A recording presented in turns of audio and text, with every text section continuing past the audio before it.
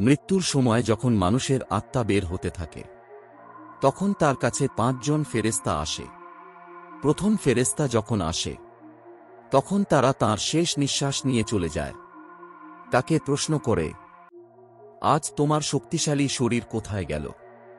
যখন আত্মা পুরোপুরি বের হয়ে যায় তখন দ্বিতীয় ফেরেশতা এসে বলে, আজ তোমার ধন দৌলত কোথায় গেল, যেগুলো তুমি জমা করেছিলে?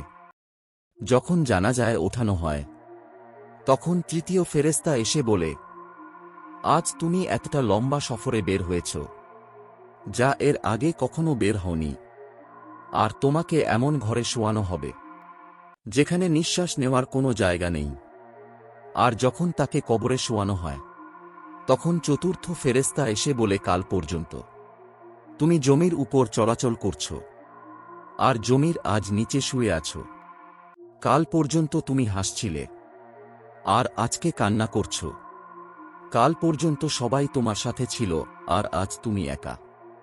যখন কবরে মাটি দেওয়া হয় আর সবাই চলে যায় তখন পঞ্চম ফেরেশতা এসে বলে, তোমার সব আপনজন তোমাকে ছেড়ে চলে যাচ্ছে।